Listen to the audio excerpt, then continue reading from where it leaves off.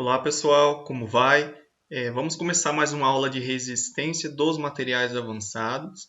Eu sou o professor Rafael Henrique e na aula de hoje a gente vai tratar da seção 3.1 que fala sobre estabilidade elástica. Então, nessa seção a gente vai explorar a estabilidade elástica das estruturas, conhecendo a aplicação de seus conceitos e aplicando o método do equilíbrio em situações simplificadas para melhor assimilação dos estudos. Então, a gente vai analisar este assunto na aula de hoje. Para a gente começar, vamos falar um pouquinho do conceito de estabilidade elástica. De uma maneira geral, os elementos estruturais de uma construção eles precisam ser selecionados de acordo com a resistência, que seria a capacidade de suportar um carregamento sem tensões excessivas, também de acordo com a rigidez dessas estruturas, que está relacionada à capacidade de suportar um carregamento sem deformação. Então, depende aí, no caso, da resistência.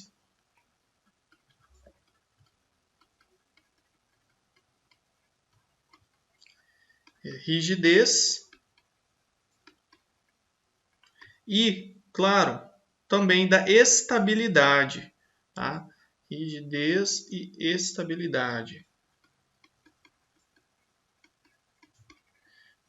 O que seria, no caso, então, a estabilidade? A estabilidade é a capacidade de suportar o carregamento sem mudar seu estado inicial de equilíbrio. Quando a gente fala de rigidez e resistência, os conceitos já foram estudados anteriormente. Então, neste momento, a gente vai focar na estabilidade. E quando a gente fala em estabilidade, vem o conceito de flambagem.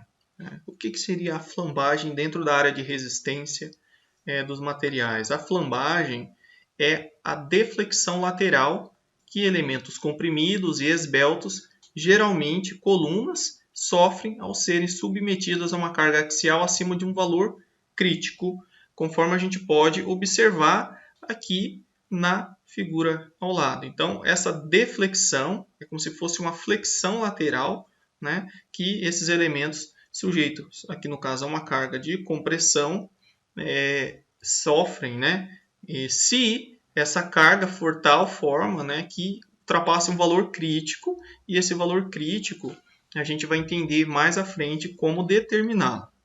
Então, já para a gente refrisar, a gente vai entender essa definição de estabilidade elástica a partir de uma análise das condições de equilíbrio de uma bola sobre uma superfície lisa, conforme essa imagem aqui. Então, a gente tem três situações, A, B e C. Então, quando a gente está falando que o sistema passa de um estado estável de equilíbrio para o outro, a gente está perdendo aí a estabilidade. Tá? Aqui em A, nós temos um sistema que está em equilíbrio estável, após sofrer uma perturbação. Então, imagine que você libera essa bola e ela tem essa oscilação até manter uma posição de equilíbrio estável.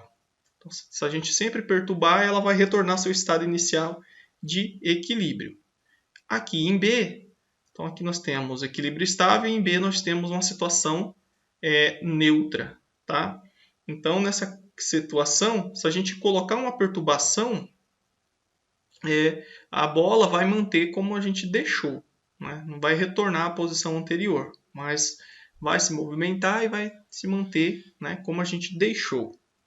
No caso C, já é uma situação instável, porque a partir do momento que você aplica aqui um impulso nessa bola, ela não voltará mais ao seu estado inicial. Então, assim que a gente pode fazer uma análise do conceito de estabilidade. Bom, pessoal, agora vamos falar um pouquinho da aplicação desse conceito. Então, para melhor a gente compreender esses conceitos, e principalmente o conceito de flambagem e, claro, da estabilidade e carga crítica numa estrutura, vamos verificar aqui, nesta imagem, no caso está sendo representada em uma estrutura teórica, que a gente vai analisar essa situação de flambagem. A estrutura idealizada ela é formada aqui por duas barras rígidas. Vou dar um zoom aqui para a gente conseguir ver melhor. Então, é composta de duas barras rígidas, certo? E nós temos pinos nas extremidades. Tá? Então, essas barras elas são rígidas e não têm peso, não têm massa. Tá? E estão pivotadas nas extremidades. E aqui ao centro, né, nós temos uma mola de torção e, claro, essas molas, essas barras, na verdade, elas estão unidas por um pino também. Então, é pivotada e conectadas com um pino e uma mola de torção. A mola de torção é aquelas molinhas de relógio, né, que tem um formatozinho de um caracol. Então, quem já abriu aqueles brinquedos de corda provavelmente já viu uma dessas molas de torção. Bom, nós temos uma carga P que está sendo aplicada aqui no ponto A e está perfeitamente alinhada com o apoio, né? Então, essa carga está completamente alinhada com o apoio nesse ponto B aqui da imagem. Beleza, né? Então, nós estamos mantendo aqui a estrutura numa posição de equilíbrio estável. Agora, vamos imaginar que houve, né, um pequeno deslocamento lateral, né, e que foi aplicado nesse ponto C, conforme a gente observa nessa outra imagem aqui. Então, esse deslocamento lateral vai fazer com que forme um ângulo θ com a vertical. Né? Então, se a gente pegar a linha de referência, então houve um deslocamento θ com a vertical. O sistema ele vai retornar à posição original? Essa é uma pergunta. Né? Essa resposta, né, dessa pergunta vai depender de qual é a dimensão, ou seja, a magnitude dessa força P aqui. Tá? E também da constante da mola. Porque se ultrapassar a rigidez dessa mola, né, a gente vai atingir uma deformação plástica. Né? Então, ela não vai ter mais aquela deformação elástica que faz com que retorne. Então, isso depende da carga P e da constante dessa mola. Ok? Então, vamos seguindo para a gente verificar, né, se esse sistema ou essa estrutura teórica idealizada é estável ou instável. A gente vai considerar forças que estão agindo no trecho AC aqui. Então, nós pegamos essa barra, né, e estamos analisando apenas o trecho AC. E vamos fazer um diagrama de corpo livre conforme a gente observa aqui. Vou pegar uma canetinha de uma cor para a gente conseguir descrever essa relação.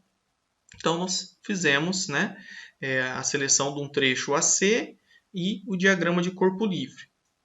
E calculando, né, os momentos em torno do ponto A aqui, né, sabendo que nós temos um ângulo de deflexão da mola, né, então essa mola aqui ela tem um ângulo. Né, como é uma mola torsional, a deformação é angular e é igual a 2θ. Então, vamos calcular o momento aqui em relação ao ponto A. Tá? Nós temos o momento M da mola, né? E a carga, né, de reação nesse ponto, ela vai gerar um momento nesse ponto, que é a força P vezes essa distância aqui. Né? Que essa distância, no caso, é 2L. Né? É 2L. Como nós temos que a carga aplicada para gerar momento, ela tem que ter, né, ela tem que estar perpendicular ao braço de alavanca aqui. Né? Então, nós temos P e qual que é a componente? É P seno de θ. Né? Porque aqui nós temos o ângulo θ e ela é é oposta a esse ângulo. Então, é P seno θ. Então, nós temos o momento M e menos, né? Vamos considerar que esse sentido de rotação é negativo e esse aqui indicado é o positivo. Então, é menos P vezes a distância, L sobre 2 seno de θ. Ok? Isso aqui é igual a zero. Bom, vamos agora isolar o momento da nossa momento torsor, né, relacionado à nossa mola de torção. Então vai ficar M, que é igual, passando esses termos para o outro lado da igualdade, nós vamos ter P vezes L dividido por 2 seno de θ. O momento da mola a gente pode reescrever em função da sua deflexão e em função da sua rigidez. Tá? Então, o momento de uma mola pode ser escrito como K, que é a rigidez da mola, vezes a deflexão da mola, que é, no caso, 2θ. E essa expressão pode ser entendida como P vezes L sobre 2 seno de θ. Então, a mola ela vai causar no ponto C um momento M, né, na estrutura, fazendo, né, no caso, a estrutura ou a barra, né, retornar à sua posição original. Porém, né, nós temos essa força P que tende, né, a aumentar o deslocamento lateral desse ponto. Então, agindo de maneiras opostas. Então, esses sinais são concordantes entre si, né? Então, se essa força P for pequena, a ação do momento, né, M, que a gente tem aqui, será predominante. E a estrutura volta para essa posição original. Né? Então, nessa situação, a gente vai ter um equilíbrio estável. Por outro lado, se essa força for extremamente alta, né, ou elevada, a ação do momento não vai ter capacidade de fazer com que a estrutura retorne à sua condição inicial. Então, a gente vai ter uma situação de falha do sistema que a gente chama de flambagem. E isso caracteriza o que a gente chama de um equilíbrio estável. Mas qual que é, né, a força para que há um equilíbrio neutro, aí chamada de carga crítica? Então, a gente tem que essa carga crítica aqui, né, sabendo que nós estamos analisando pequenos tetas, né? Então nós vamos estar analisando pequenos ângulos, então senos de ângulos muito pequenos, a gente tem que o resultado é igual ao próprio ângulo. Então, para essa situação, a gente vai ter que a carga crítica, né, que seria que a força vai gerar um equilíbrio neutro, é igual a 4K dividido por L. Tá? Então, essa é a carga crítica. Então, a partir dessa análise, a gente pode concluir, né, que essa carga crítica é o único valor de carga em que a estrutura estará em equilíbrio após sofrer uma perturbação. Então, eu vou mostrar aqui 3 estados, né, ou 3 relações de equilíbrio para a estrutura. Né? Então, a gente pode escrever se P for menor que 4K sobre L, que é aquela carga crítica anterior, a gente vai ter uma situação de equilíbrio estável. Se esse P for maior, então aqui é a carga crítica, né? Que nós vamos ter a condição neutra, né? Se for maior que 4K sobre L, a gente vai estar numa situação de equilíbrio instável. Okay? Então, entre esse conceito, se a gente ultrapassar essa carga, a gente vai danificar a estrutura, ela não vai retornar mais à sua posição. Se a carga P for igual à carga crítica, né, 4K sobre L, a gente vai estar numa situação de equilíbrio neutro ou carga crítica. Então, essas, né, ou esses, né, são os 3 estados de equilíbrio, né, para um sistema estrutural. Tá? O valor dessa carga crítica vai depender, né, dos vínculos que essa estrutura apresenta. A gente consegue, pessoal, representar esses 3 estados de equilíbrio através de um gráfico, conforme a gente tem aqui nessa parte da apresentação.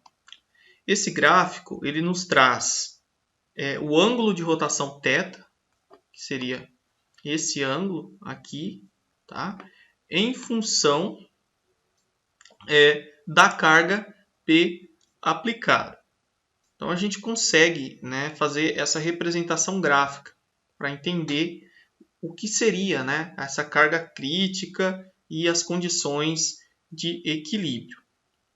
Nós temos aqui uma linha horizontal que indica a carga crítica, que é essa linha aqui. Tá? Então essa linha aqui é a linha horizontal que representa a carga crítica. Bem, a gente pode observar que o ângulo de rotação aqui embaixo ele varia, né, no sentido horário ou anti-horário. Tá?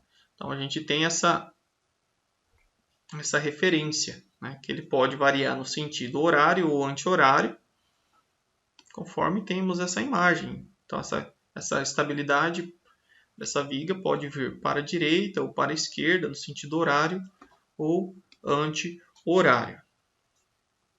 Em pequenos deslocamentos, a gente sempre está analisando uma situação, né, de pequenas variações angulares.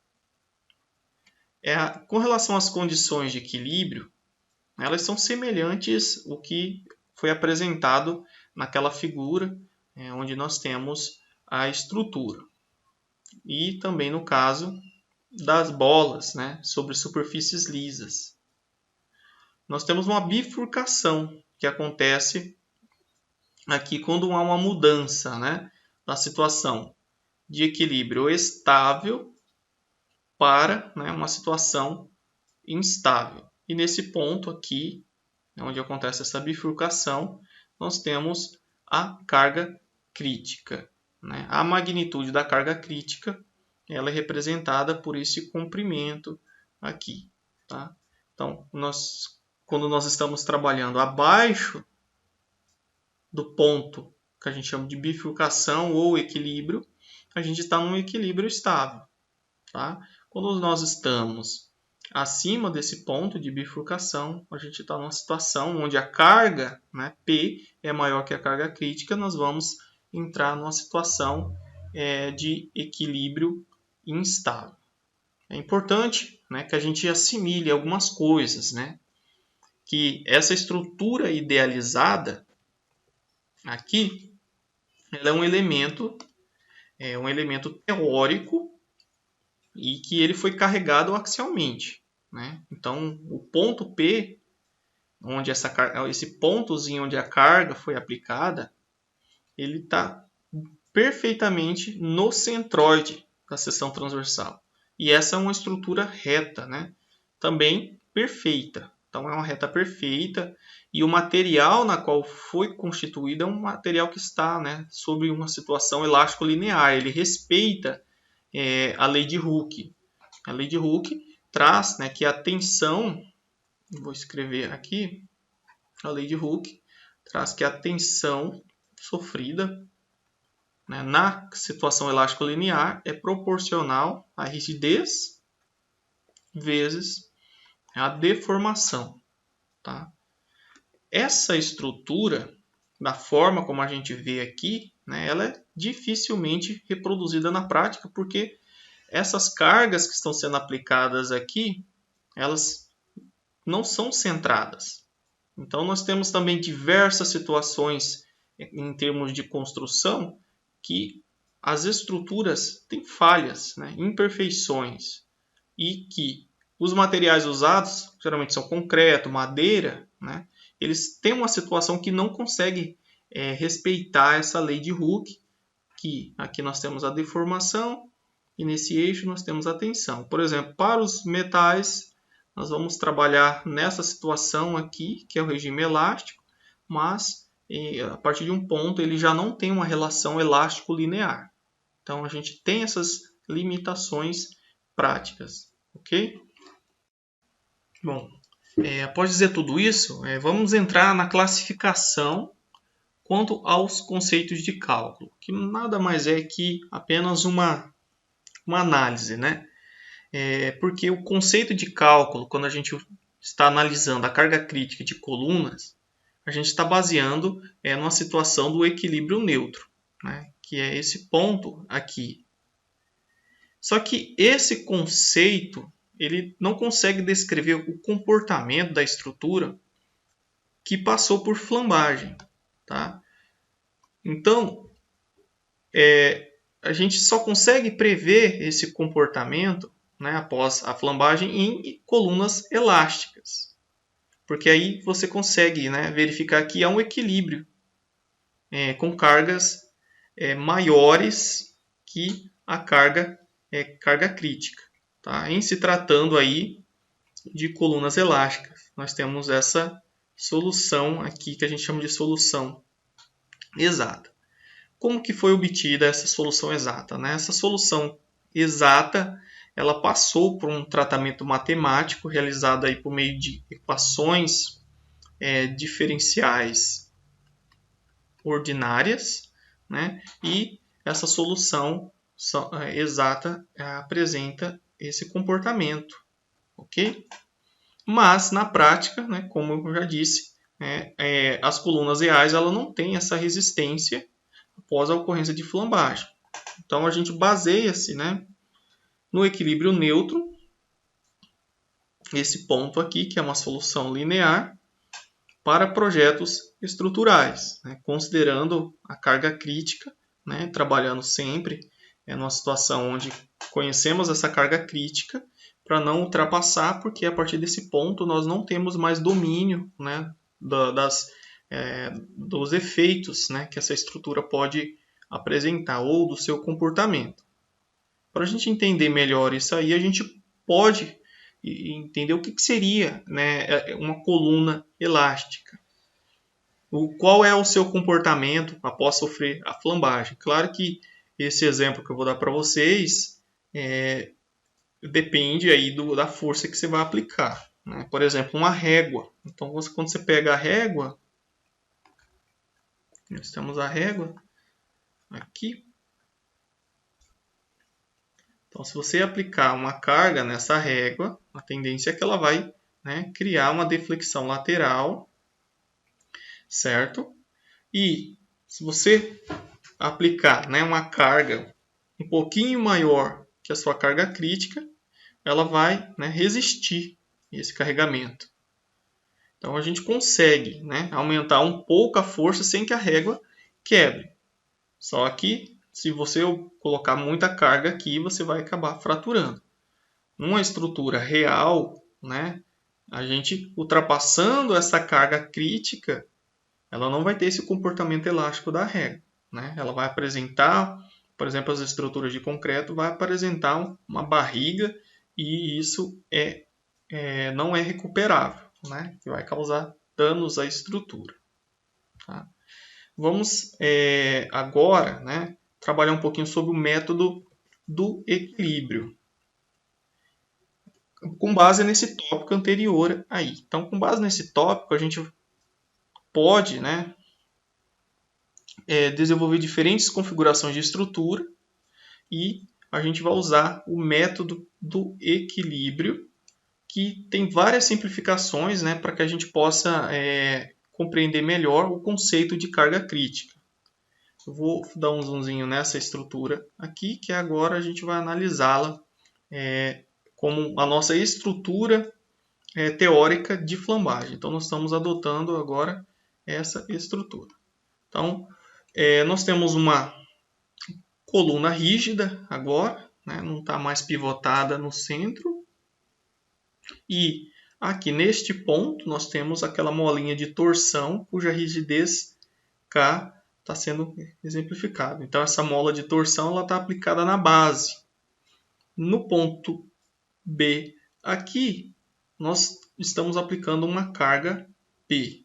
Tá?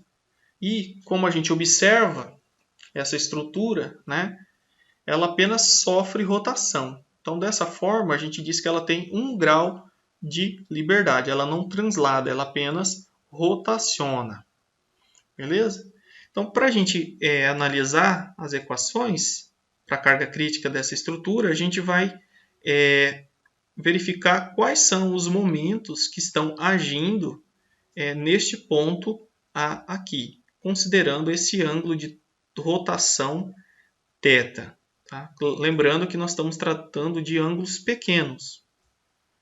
E que a mola, né, ela tem essa deformação angular θ, que se multiplicada pela rigidez, a gente vai obter o momento resultante da mola. Tá?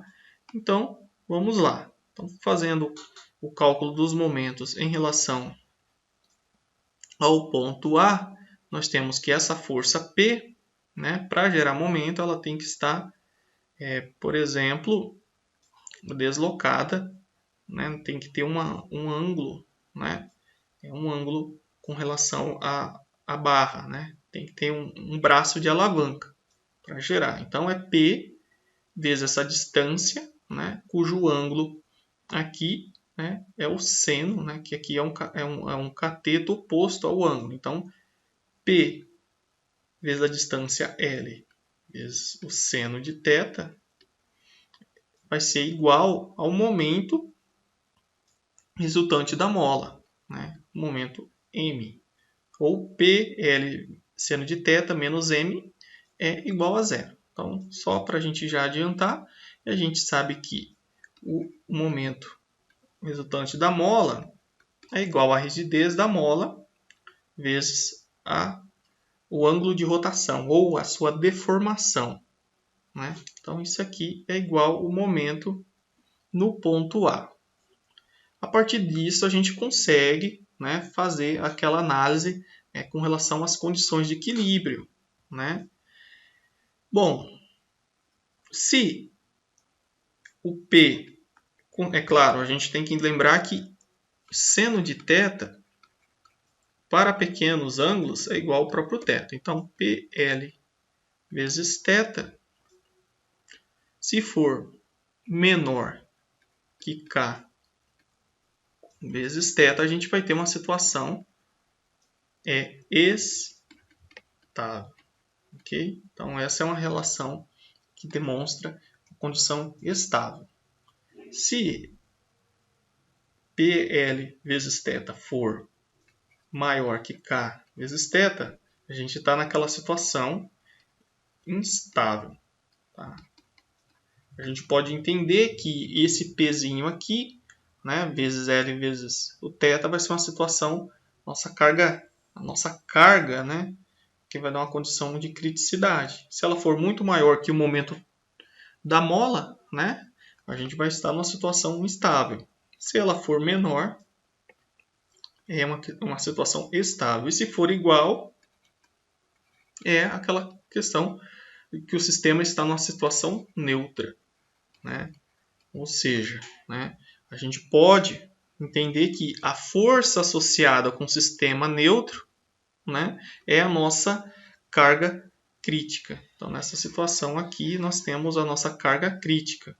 E para esse sistema aqui, a gente pode, né, considerar a carga crítica de flambagem como K dividido por L.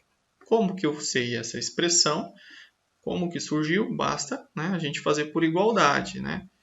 PL θ é igual a K KO, né? Kθ, que é o nosso ângulo aqui. Então, estou pegando essa expressão. A gente vai ter θ em ambos os lados. Então, se a gente isolar o P, né, nessa condição, a gente vai ter L sobre K, que é a nossa carga crítica. Foi dessa forma e obtivemos, né, a nossa carga crítica para essa estrutura. Tá? Então, essa é a nossa carga crítica para essa estrutura. E, neste caso, essa expressão é a carga crítica. Então, esse método ele pode ser aplicado para diversas estruturas teóricas e de flambagem para determinar a carga crítica. Então, vamos a mais um exemplo para a gente entender essa aplicação. Então, vamos ler o que esse exemplo nos traz. Vou fazer assim um zoom que ficou muito próximo. A aplicação do método de equilíbrio também pode ser realizada em estruturas ideais de flambagem com molas de translação em vez de molas de rotação. Então, nós temos aqui a molinha de translação. Então, aquela molinha comum, né, que vai e vem. Mola de rotação, é como se tivesse, né, que a posição de equilíbrio, ela descreve um ângulo θ aqui. E essa aqui, né, com relação a uma posição de equilíbrio, aqui, né, ela se desloca para lá e para cá. Ok. Molas de translação, que é esse caso aqui, né, se a gente aplicar, por exemplo, uma força para cá, ela vai ter uma força de mola no sentido contrário. Então, se a gente está esticando com a força F para cá, ela vai ter uma reação de mola, né, que é a força da mola é igual a K vezes X. Rigidez vezes esse deslocamento lateral da mola. Então, vamos descobrir, né, a carga crítica de flambagem na aplicação nesse exemplo aqui, que é similar ao tópico anterior. Só que a gente não tem mais aquela mola de rotação aqui embaixo. Agora a gente está usando a mola de translação. Então, para isso, né, a gente precisa usar esse diagrama de corpo livre aqui. Tá? Então, se a gente observar, a carga P continua sendo aplicado aqui nessa extremidade, né? E nós vamos para um deslocamento lateral dessa barra θ. Né? Então, se a gente está aplicando um deslocamento nesse sentido, a gente está comprimindo a mola. Então, ela vai ter uma reação F contrária neste ponto aqui. Tá? E a magnitude da compressão é igual a esse deslocamento linear x aqui. Tá? Então, nós temos essa situação. Então, vamos agora, né, usar as equações, o método anterior, que foi o método do equilíbrio, para determinar qual que é a carga crítica de flambagem para essa situação. Então, vamos lá. O meu cursor não está aparecendo, deixa eu só verificar como eu vou corrigir. Bom, acho que voltou aqui. Beleza. Então, nós temos que a força de mola, ela aparece aqui, e ela é igual a Kx, certo? E esse deslocamento lateral aqui, que no caso está na forma angular θ, é igual a x, a gente pode escrevê-lo, né? Então, a gente pode fazer um triângulozinho aqui, complementar aqui. Então, esse lado do triângulo é igual a x. Se a gente reescrever em função de θ, né, a gente vai saber que x é igual, essa dimensão aqui desse triângulo é L, né? Então, L seno de θ é igual ao x aqui.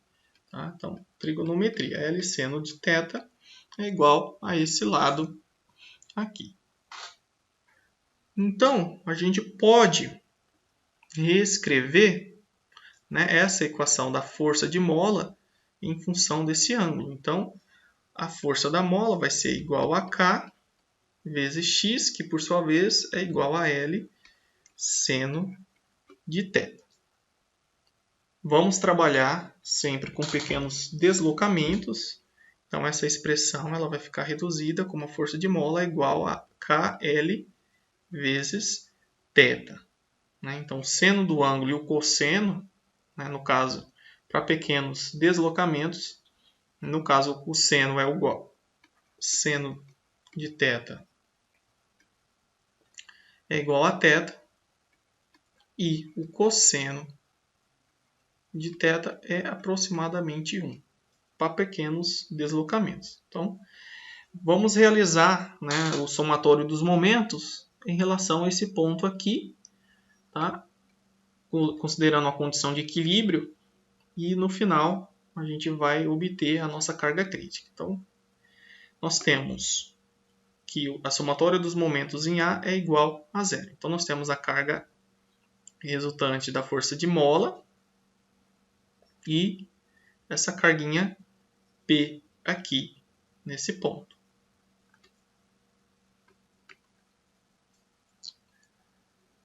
Bom, vamos começar com a carga de mola, né? Vamos atribuir como positivo esse sentido de rotação aqui. Então, esse sentido de rotação para cá é positivo. Então, nós temos a força de mola, que no caso está multiplicada por essa distância L aqui, né? Então, nós vamos ter que a força de mola, nós temos que essa força de mola está nessa posição, mas a gente pode escrever nesse ponto aqui, né? Então, com a horizontal, ela tem que estar a um ângulo reto, né, para gerar momento. Então, nós vamos ter um desvio angular em relação aqui. A gente pode atribuir essa posição como L, né, cosseno de θ. Tá? Então, Kx vezes esse comprimento aqui, né, que nesse caso está deslocado. Para quem não consegue enxergar isso, né, a força está aplicada nessa extremidade. Né, e nós estamos considerando um braço de alavanca perpendicular. Né, e se a gente fizer a multiplicação desse comprimento aqui pelo cosseno desse ângulo, a gente volta a essa posição e a força vai ter 90 graus com relação ao braço. Então, F de mola, que é igual a K Lθ vezes L cosseno de θ, vai ser igual a esse momento aqui. E a carga P, né, ela está aplicada nesse ponto. Deixa eu apagar para despoluir o desenho. Então, a carga P, para causar momento na figura, também tem que ter um deslocamento. Então, essa carga P, nessa posição, né, ela tem que gerar um momento contrário, né, à mola. Né? A mola é o nosso restaurador da estrutura. Então, se a gente posicionar aqui, é ela que vai causar esse deslocamento angular. Né? Então, essa posição é P seno, né, de θ.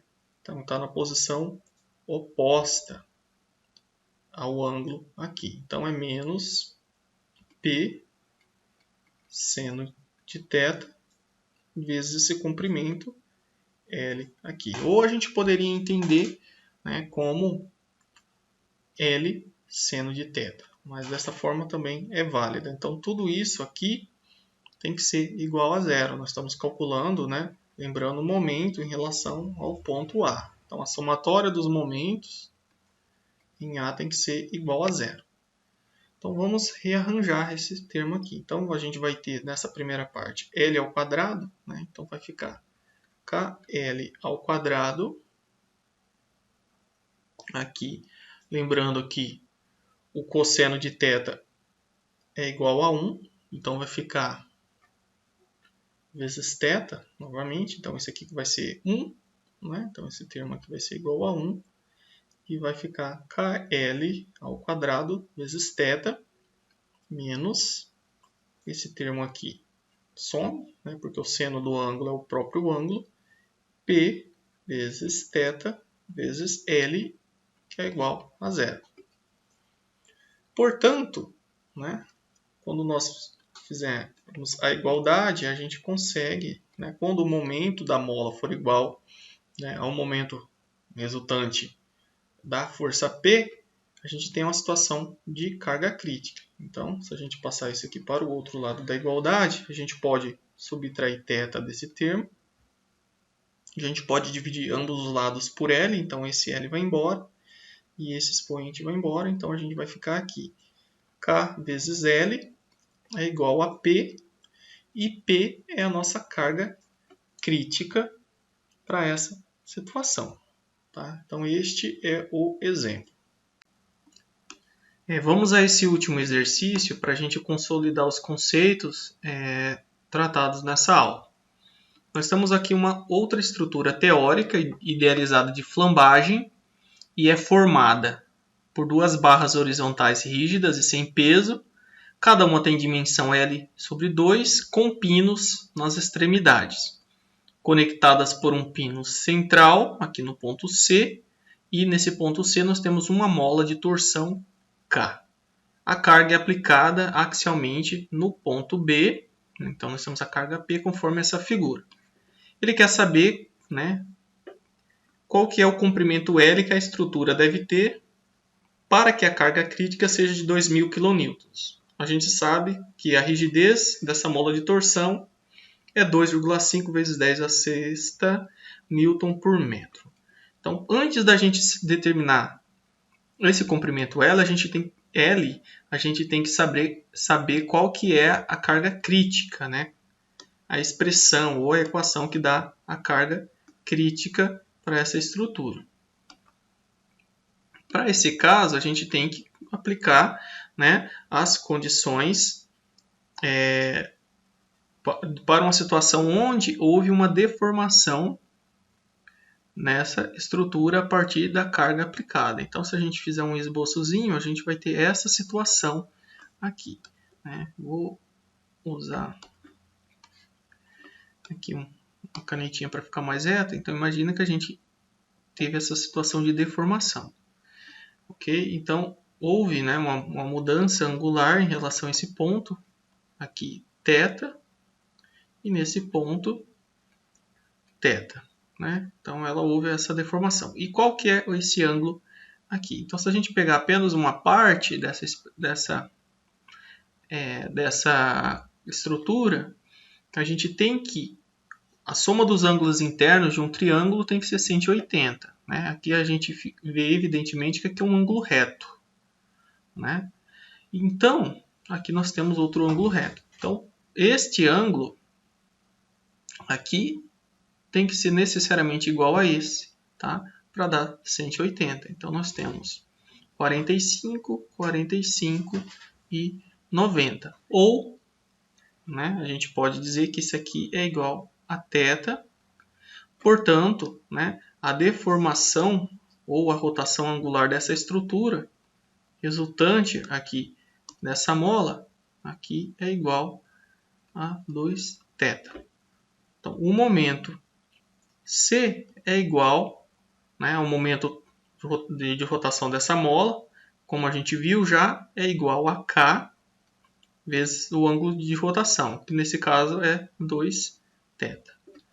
Para fins de aplicar o momento, né, ou as equações de equilíbrio, a gente vai pegar apenas esse trecho aqui, CB deformado, que é essa barra aqui. Então, vou desenhá-la novamente aqui. Nessa extremidade, nós temos a carga P, ok? E neste ponto aqui, nós temos o momento MC resultante. Esse comprimento aqui embaixo, né, a situação antes da deformação, ele equivale a L dividido por 2. Então, essa aqui é a situação após a deformação. Então, vamos aplicar os momentos em relação ao ponto C e eles têm que ser igual a zero. Então, a somatória dos momentos no ponto C tem que ser igual a zero. Essa carga aqui, para gerar momento no ponto C, né, a gente tem que aplicar considerando, né, um posicionamento perpendicular à barra. Né? Então, vai haver esse deslocamento aqui. Então, desse ponto para cá. Se a gente analisar, sabemos que aqui é θ, né, e essa posição a gente pode dizer que a barra deslocou-se, né, com relação a esse ponto, seno de θ negativo. Né? A gente considera que o momento em C é contrário ao ponto P, porque o momento MC ele é o momento restaurador dessa mola. Então, é ela que vai fazer voltar a estrutura à sua posição de equilíbrio. Então, vai ser menos P vezes L sobre 2 seno de θ. Mais o momento MC aqui, que é igual a K2 θ. Lembrando que para pequenos ângulos, isso aqui é aproximadamente igual a θ. Então, nós vamos ter P vezes L sobre 2 vezes θ mais K2 θ é igual a zero. Então, para a condição de equilíbrio, né, neutro, e que vai nos dar a carga crítica de flambagem, esse termo tem que ser igual a esse. Então, vamos passar esse termo para o outro lado da igualdade. Nós vamos ter K2 θ é igual a PL dividido por 2 θ. Então, podemos eliminar os θs de ambos os lados. Vamos reescrever a expressão, né, como sendo, né, isolar o P e passar esse termo para o outro lado, a gente vai ter, né, K vezes 2. Então, esse termo aqui está multiplicando, ele vem para o outro lado dividindo, então vai ficar L dividido por 2 é igual a P. A gente passa esse termo para cima, né? Observa, vai ficar K4 sobre L, que vai ser igual à nossa carga crítica, né? Então, o P crítico é igual a K4 sobre L. Então, essa é a expressão que a gente vai utilizar para determinar qual que é o comprimento L quando P vale 2000. Então, apagando a expressão, esse desenho, na verdade, para a gente ter espaço, a gente vai conseguir determinar esse comprimento crítico. Então, o P crítico é igual a 4K sobre L. Para a situação de P crítico igual a 2000, nós temos 2000 kilonewtons, lembrando, né? Então, é 2000 kilonewtons. Passar esse L para cá, então, vezes L é igual a 4 vezes essa magnitude de valores. Vamos usar, vamos apagar mais aqui, senão não vou conseguir escrever a expressão. Vamos isolar o L primeiro, depois a gente substitui que fica melhor de entender. Então, esse L vem para cá, o P crítico vem para baixo. Então, vai ficar 4K sobre o P crítico. Então, L vai ser igual a 4 vezes 2,5 vezes 10 a sexta, dividido pelo P crítico, que é 2000 kilonewtons, então é 10 ao cubo.